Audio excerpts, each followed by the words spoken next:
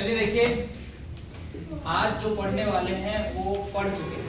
तो मैं नहीं दिख रहा हूँ, मुझे पता है, मुझे देखने के लिए कुछ टाइम लगता है। क्या ऊपर से क्वेश्चन नहीं आ रहा, तो उसे भी देखने के लिए कुछ टाइम लगता है। ठीक है, देखिए N1 बिलोंग करता है N पर। कहने का मतलब ये तुमको कंफ्यूज करेगा भाई, ये जो दिख रहा है ना ये कंफ्यूज करेगा, सच में बताऊं। सिंपल कहने का मतलब देखिए, आप n मतलब क्या समझते हो? Natural number. नेचुरल नंबर को बोला जाता है प्राकृत संख्या, है ना? प्राकृत संख्या बोला गया है। तो कहने का मतलब है ये बिलोंग मतलब अवयव। N1 की जगह में आप n प्राकृत संख्या रख सकते हो, N1 बराबर 1 2 3 कहां तक जा सकता है? अनंत। उसी प्रकार यहाँ भी बोल दिया गया है, आप N2 बराबर भी क्या रख सकते हैं? 1 2 3 डेश डेश डेश अनंत तक रख सकते हैं। यही बोलना चाहता है, बस बिलोंग मतलब अवयव है। N1 का अवयव है कौन? प्राकृत संख्या। ठीक है, N1 का अवयव किसका है? प्राकृत संख्या का। प्राकृत संख्या का अवयव ये N1 की जगह में आप रख सकते हो। तो देखो, आप N1 प्लस N2 कोई भी से आप N1 का मान रख लिए, 2 रख लिए, इसमें 3 रख लिया, तो 2 रख सकते हो, कोई भी रख सकते हो। तो बताइए वो प्राकृत संख्या होगा कि नहीं? जैसे कि आप N1 की जगह में क्या रख ले? N1 की जगह में 5 रख लेता हूँ, N2 की जगह में रख लेता हूँ 6। ठीक है, तब बताइए 5 प्लस 6 बिलोंग करेगा कि नहीं नेचुरल नंबर पर? 11 एक नेचुरल नंबर है कि नहीं? लेकिन कौन सा गुण कहलाता है ये पूछा है। क्या गुण प्राकृत संख्या का कौन सा गुण कहलाता है? तो बताते हैं कौन सा गुण कहलाता है। ये गुण कहलाता है समृद्ध।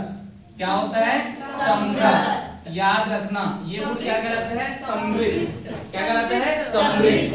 क्या कहलाता है? समृद्ध। आप दो ठो को जोड़ के एक प्राकृत संख्या बनेगा तो कौन सा गुण कहलाएगा? समझ गए? दो ठो को जोड़ के आपको प्राकृत संख्या मिलेगा तो कौन सा कहलाएगा? समृद्ध। ये भी पूछ देगा, देखिए आपको ऐसा भी पूछ देगा, N1 क्रॉस N2 बताइए बिलोंग करेगा कि नहीं N पर? करेगा। अब N आपको प्राकृत संख्या ही लेना है, आप माइनस वाला तो ले नहीं सकते क्योंकि वो प्राकृत संख्या है क्या? नहीं। आप देखेंगे जैसे N1 की जगह में 5 ले लिया, N2 की जगह में 6 ले लिया, बताइए 6 5 30 एक प्राकृत संख्या है कि नहीं? तो क्या कौन सा कहलाएगा? कौन सा गुण होता है? समृद्ध। कौन सा गुण होता है? समृद्ध। याद रहेगा, गुणा और प्लस वाले देख लीजिए, ये हो गया। अब ऑप्शन में है, इसके ऑप्शन में 4 ऑप्शन दिया है, क्रम विनिमय नियम, समृद्ध नियम, वितरण नियम, इनमें से कोई नहीं, ऐसे दिया है। तो आपको कौन सा लगाना पड़ेगा? समृद्ध। समझ गए ना? इसके बाद देखिए, ये सेम टू सेम बोला है, ये कौन सा गुण कहलाता है? तो मुझे तो आ जाना चाहिए, कल बता चुका हूँ। आप बताइए N1 भी प्राकृत संख्या पर बिलोंग कर रहा है, N2 भी प्राकृत संख्या पर बिलोंग कर रहा है। आप N1 और N2 की जगह में रख के देखिए कोई भी सा, और प्राकृत संख्या रख के देखना ना, क्या रख के देखिए? 3 और इसमें रख देते हैं 2। बताइए इसका मान क्या है? N2 का मान 2 और N1 का मान 3। बताइए दोनों बराबर है कि नहीं? ये कौन सा गुण कहलाता है? उल्टा, इधर को उधर, उधर को इधर वाला बताया तो कौन सा नियम कहलाएगा? क्रम विनिमय। क्रम विनिमय। क्रम विनिमय। और वो कौन सा? समृद्ध। ये आ गया। परिमेय संख्या P बाई Q बराबर क्यों परिभाषित होता है? कैसे परिभाषित होगा? जिसे P बटा Q के रूप में परिमेय संख्या होता है, जिसमें क्या नहीं होना चाहिए? Q बराबर 0 नहीं होना चाहिए, यही परिभाषित करेगा। तो जिस ऑप्शन में ये दिखेगा ना, उसी ऑप्शन को आप क्या करना? टिक करना। और जिसके जहां ऐसे भी हो ना P बटा Q और ये भी लिखा हो, तो वही ऑप्शन क्या होगा तुम्हारा? सही होगा। ठीक है, दोनों में सेम रहना चाहिए। हाँ। अब इसके बाद देखिए, ये क्या बोला है? ये बिलोंग ऐसे कट हो गया है तो नहीं है, मतलब अवयव नहीं है बोला गया है। ऐसे कट हो गया मतलब वो नहीं का संकेत देता है, ऐसे वाला कट हो गया तो वो नहीं का संकेत देता है ना? ये क्या? अवयव। हाँ, बिलोंग को अवयव ही बोलते, तो अवयव नहीं। ऑप्शन में दिया है अवयव है, अवयव के लिए अवयव नहीं है, ऐसे कर 4 ऑप्शन दिया है, तो आप किसको मानोगे? अवयव। अब यही ऐसे करके रहता तो अवयव है। समझ गए? ये वाला देखिए, ये वाला कौन सा गुण कहलाता है? तो ध्यान समझिए, ये तो आपको कंफ्यूज कर रहा है बेटा। मैं बताता हूँ, ये रियल नंबर मतलब वास्तविक संख्या बोला गया। क्या बोला गया है? Real number. आर मतलब क्या होता है? रियल नंबर मतलब वास्तविक संख्या। आर को क्या बोला जाता है? Real number. और रियल नंबर मतलब क्या होती है हिंदी में? वास्तविक संख्या। बताइए वास्तविक संख्या आपको प्लस वाला भी लेना रहता है कि माइनस वाला भी लेना रहता है? दो ठो वास्तविक हो गए क्या? दो ठो वास्तविक। चलिए देखिए वास्तविक संख्या हो गया। आप जैसे मैं ऐसे रख देता हूँ, इसको आप समझ लीजिए 5 है, x का मान 4 रख देता हूँ और इसका मान क्या रख देता हूँ? 3 रख देता हूँ। ठीक है। अब बताइए आप अंदर में गुणा करेंगे तो 5 चौक 20, 5 तिया 15, क्या हो जाएगा? 20 और 15 35, ये हो जाएगा। तो बताइए इसका क्या हो रहा है? इन दोनों पे वितरण हो रहा है ना। मैं तोड़ोलंग जहां और मैं तोड़ोलंग जहां, इसे तुम लोग को कुछ बांटना नहीं रहता रे कि इन 5 को इन दोनों में बांटना है, ऐसे करके 5-5 बांटना है, ऐसे रहता है। जैसे तुम लोग जाओगे कहीं में प्रोग्राम में जाओगे, 5-5 लड्डू सबके लिए, ऐसे बोलते। ये पूरा लड्डू पूरा बंधाया रहेगा और डिब्बा में रहेगा और 10 लोग रहोगे तो पूरा 5-5 सबको मिलेगा। तो आप कैसा कर रहे हो? वितरण कर रहे हो कि नहीं? चाहिए सब में वितरित कर दीजिए, बोलते हैं कि नहीं, है ना? तो बताइए 5 4 को भी मिलेगा, 5 3 को भी मिलेगा। तो कैसा किया जा रहा है? उसके ऊपर वितरण किया जा रहा है ना। तो कौन सा नियम कहलाएगा? ये वितरण नियम। कौन सा कहलाएगा? वितरण नियम। समझ में आया? ये कौन सा गुण हो गया तो बता दीजिए। वितरण नियम कौन सा होगा? वितरण नियम। मतलब ऐसे कोष्टक में हाँ तो देखिए आप p का गुणा x से कीजिए, क्योंकि x को भी p मिलेगा और y को भी p ही मिलेगा। क्या हो रहा है उसमें? वितरण ही हो रहा है ना, इसलिए क्या बोला जाता है इसको? वितरण नियम। यहाँ तक समझ में आया कि नहीं आया?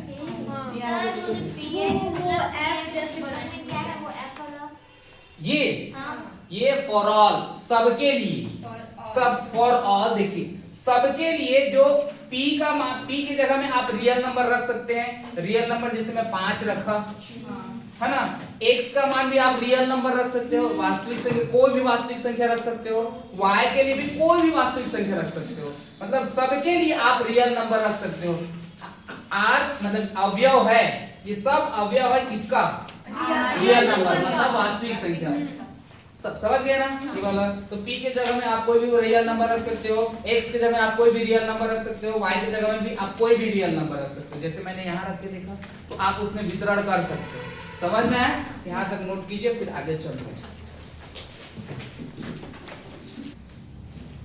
चलिए देखिए इधर क्वेश्चन बोलेगा आपको, 4 ऑप्शन दिया रहेगा ना।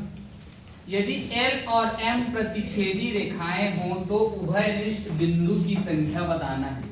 एक आता है उभयनिष्ठ। उभयनिष्ठ मतलब दोनों का कॉमन, दोनों का कॉमन वाला एरिया। कॉमन मतलब दोनों के लिए, समझ गए? तोरो लंग दूर पे है, मोरो लंग दूर पे है, एक इस वाला। और प्रतिच्छेदी मतलब एक दूसरे को वो क्रॉस करेंगे, प्रतिच्छेद करेंगे, है ना।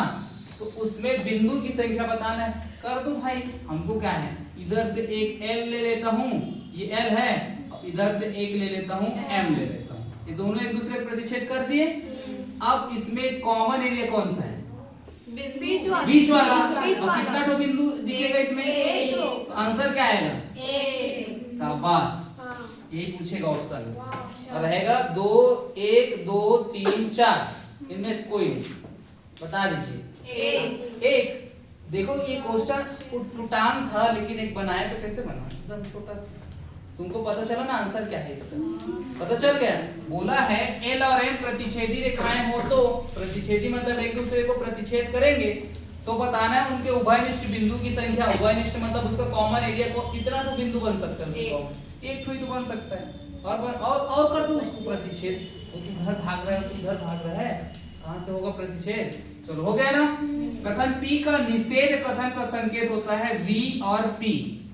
एक तो ये याद रखना, बस मेरा नाम याद रखना, विकास पर्सन, विकास प्रॉब्लम। कोई दिक्कत नहीं। अब बताइए करनी 2 कलित बताया तुम्हें? करनी 2 कौन सी संख्या? बस कौन सी संख्या है? कल बताया था ना अपरिमेय संख्या। लेकिन एक परिमेय होगा, 2 भी, 3 भी, 4 भी, 5 भी। इसके नीचे में आप पूरा 1 रख सकते हैं, लेकिन आप इसके नीचे में 1 नहीं रख सकते। वहाँ परिमेय है भाई। कौन परिमेय? और क्यों कर करनी तो क्या है अपरिमेय संख्या। यदि p एक पूर्णांक है तो पूर्णांक नहीं है। p को पूरा पूर्णांक बोल दिए, अब पूर्णांक के अंतर्गत प्लस दिया जाता है और माइनस भी, तो पूर्णांक कौन नहीं होगा, माइनस p हो नहीं होगा पूर्णांक। माइनस p एक पूर्णांक नहीं होगा, क्योंकि p को ही पूर्णांक बोल दिया गया है। तो माइनस एक पूर्णांक, p क्या होगा, पूर्णांक नहीं होगा। ऑप्शन में आएगा, बता रहा हूँ, ये तो खाली स्थान में दे देंगे, इसको याद रखना पड़ेगा। p ये आता है, ये क्वेश्चन मोस्ट इंपॉर्टेंट है, ये वाला क्वेश्चन, ये भी क्वेश्चन मोस्ट इंपॉर्टेंट है, ये भी आता है, ये भी आता है। मोस्ट इंपॉर्टेंट है। हाँ सही कर सकते खाली स्थान में। चलिए इधर देखिए, p अंतर्भाव q को गणितीय कथन के रूप में लिखेंगे। तो अंतर्भाव मतलब होता है ये वाला चिन्ह, इंगित करता है, implies to। ये वाला चिन्ह अंतर्भाव को प्रदर्शित करता है। ठीक है, ये जो दिख रहा है 2 तो तीर, उसको ऐसे करके जोड़ दे। ठीक है, समझ गए, आता है, इंपॉर्टेंट है। p अंतर्भाव q को तो ऐसे करके ऑप्शन में रहेगा, तो इसके बीच में क्या लिख करोगे तुम, इस प्रकार का निशान बना दो। ठीक है, ये हो गया तुम्हारा इतना कंप्लीट। आगे फिर चलते हैं क्वेश्चन में, अभी यहाँ तक।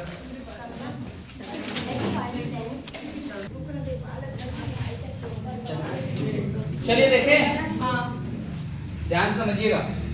सिद्ध कीजिए कि एक विषम संख्या का वर्ग सदैव विषम संख्या होता है।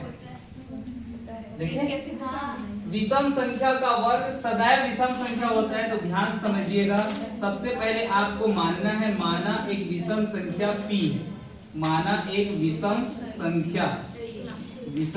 संख्या क्या है, p।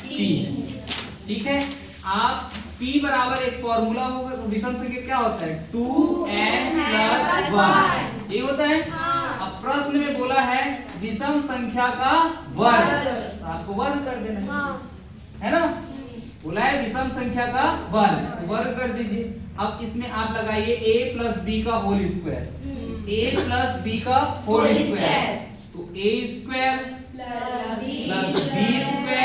+ 2ab। b का मान क्या है, 1, तो यहाँ से 2 दूनी 4, n का स्क्वायर, a के कम a, 2 दूनी 4n, वही होगा। समझ में आया। इसके बाद देखिए, आप इसको साथ में रख लीजिए, 4n का स्क्वायर + 4n + 1 हो गया। ध्यान से समझिएगा ना, इसमें आपको 2 × 2n² लिख सकते हैं। इसमें आप क्या लिख सकते हो, 2 × 2n लिख सकते हैं। यहाँ से प्लस क्या हो जाएगा, 1। आपको कॉमन कौन दिख रहा है, 2 दिख रहा है ना, तो 2 को आप कॉमन निकाल दीजिए, इन दोनों में निकाल दिए, क्या बचेगा अंदर में, 2n² + 2n प्लस क्या बचा, 1 हो गया। आपको इसके जगह में देखना ध्यान से ना, माना 2n² + 2n बराबर क्या ले लेना है, m, क्या ले लेना है, m, और यहाँ बगल में लिखना है m बिलोंग करता है नेचुरल नंबर, इस पर बिलोंग करता है नेचुरल नंबर, अर्थात आप m के जगह में कोई भी प्राकृतिक संख्या रख सकते हो। m की जगह में 1 रख सकते हो, 2 रख सकते हो, 3 रख सकते हो, कुछ भी रख सकते हो। तो m बिलोंग करता है किस पर, नेचुरल नंबर, अर्थात इसके बराबर में क्या ले लेंगे हम, m, तो क्या आ जाएगा, 2m + 1। अब बताइए, ये भी एक विषम संख्या है कि नहीं, ये भी एक विषम संख्या होगा कि नहीं, क्योंकि m की जगह में आप क्या रखोगे, नेचुरल नंबर रख के देखिए प्राकृतिक विषम संख्या आएगा कि नहीं। m की जगह में 1 रखिए, 2 × 2 और 1, 2 रख के देखिए m की जगह में, 2 × 4 1, 3 रख के देखिए, 2 × 6 और 1, 2 × 8 और 1, 2 × 10 और 1, क्योंकि m भी प्राकृतिक संख्या पर बिलोंग कर रहा है ना। आपको इसे बनाना है, यही तो प्रूव करना था हमें। यहाँ लिख देना, फॉर ऑल m बिलोंग करता है नेचुरल नंबर पर, सभी के लिए m का नेचुरल नंबर क्या होगा, m का मान होगा। m का मान कोई भी प्राकृतिक संख्या को रख सकते हो, 1 2 3, तो हमेशा क्या देगा वो विषम संख्या देगा, अतः सिर्फ ध्रुव लिख देना लास्ट में। इतना ही लिखेंगे ना उसको, मतलब तो उसको कोई पूरा- प्राकृतिक संख्या में पूरा- ऐसा रख के थोड़ी दिखाना। नहीं रख के नहीं दिखाना आपको, बस इतना ही लिखना, बस इतना प्रूव है, बेसिक बनाना, ठीक है। समझ जाएगा।